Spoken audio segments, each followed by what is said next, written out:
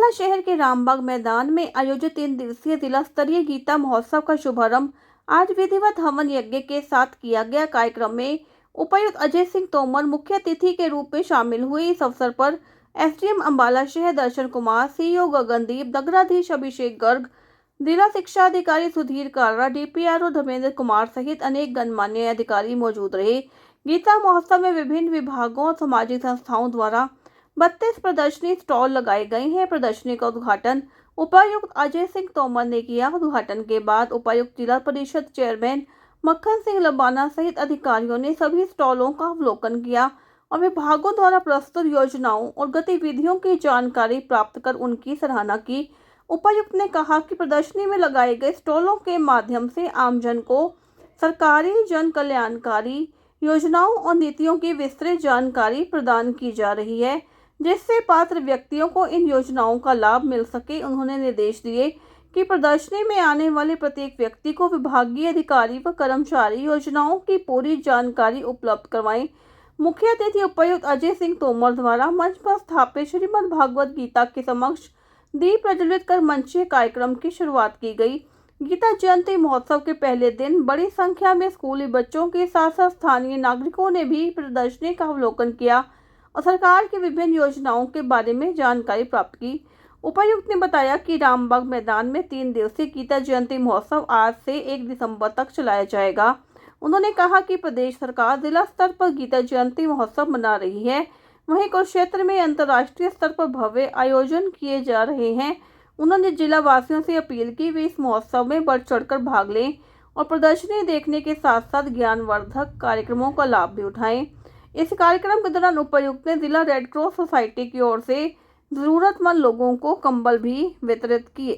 परिषद अम्बाला के चेयरमैन मक्खन सिंह लबाना जी, मुख्य कार्यकारी अधिकारी गगनदीप सिंह जी, यहाँ के एसडीएम दर्शन सिंह, सीटीएम अभिषेक जी, तहसीलदार विक्रम सिंगला, जिला शिक्षा अधिकारी कालरा जी, डीआईपीआरओ धर्मेंद्र जी, यहाँ पर उपस्थित सभी जो गीता जयंती महोत्सव की जो कमेटी थी उन सभी के मेंबर्स, जो भी हमारी एनजीओ है जो इसमें जुड़ी हुई है उन सभी के सदस्यगण, यहाँ पर उपस्थित सभी बच्चों, सभी को मेरा नमस्कार।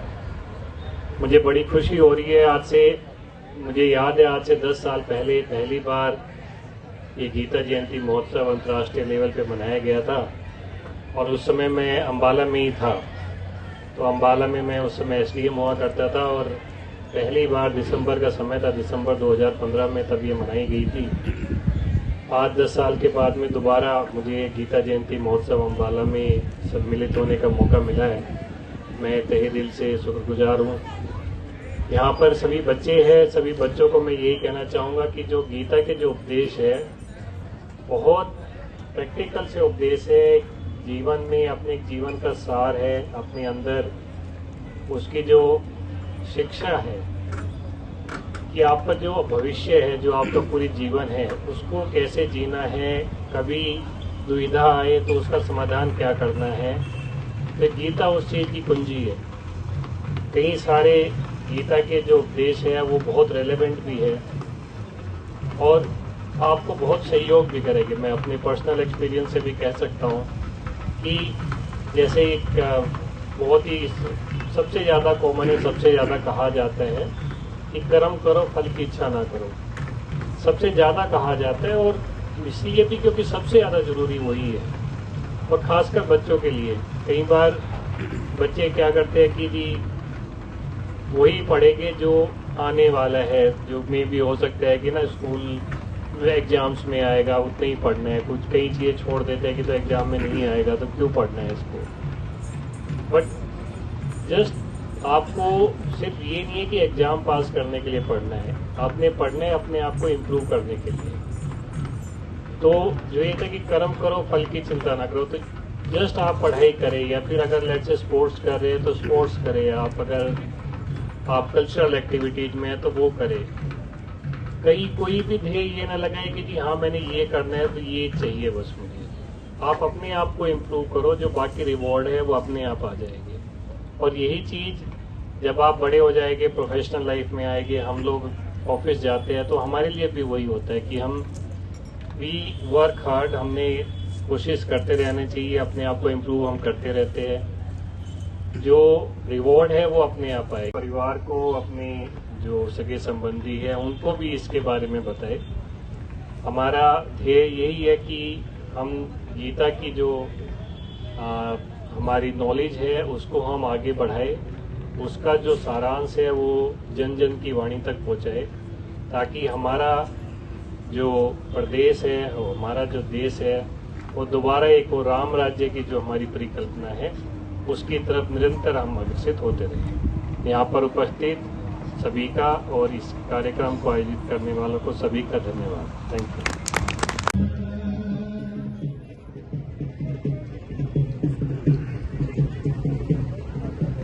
नमस्कार, अम्बाला खबरनामा की ओर से स्वागत है। आज आपने पंजाब नेशनल बैंक PNB ग्रामीण स्वराज शिक्षण संस्थान गांव खेल कला अम्बाला की ओर से ये गीता जयंती के उपलक्ष्य में जो आज अम्बाला में स्टार लगाया, उसके बारे में क्या कहना चाहेंगे?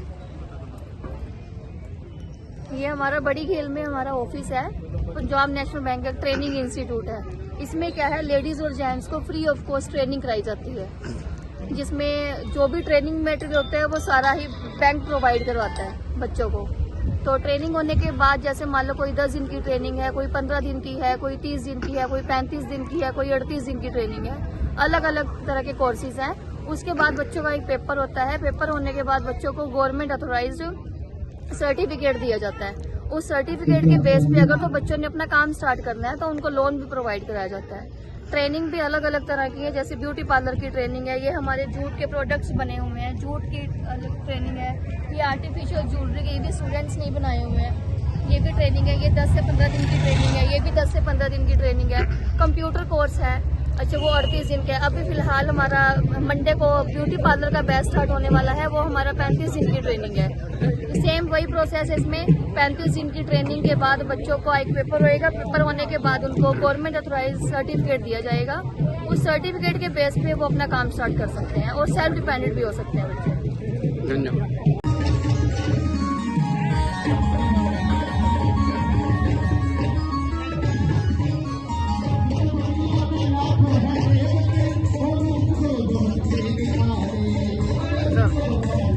अम्बाला खबरनामा की ओर से स्वागत है।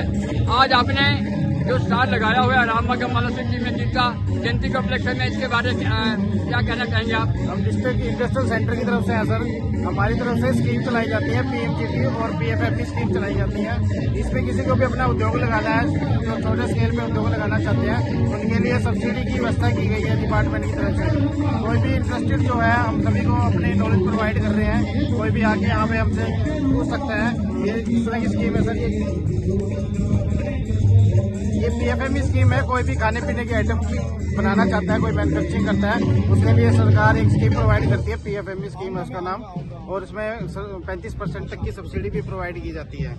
इसके साथ ही छोटा उद्योग लगाना चाहता है सर, ये 50 लाख तक के लोन की व्यवस्था है। इसके अंदर 35% की सब्सिडी, 25% से लेकर 35% तक की सब्सिडी मिलती है सर। इस स्कीम के बारे में बताया जा रहा है। धन्यवाद। जिला कार्यक्रम अधिकारी के कार्यालय से यहाँ पे आज हमने जो हमारा डिपार्टमेंट करता है उसकी स्कीम्स पीछे हमने लगा रखी है।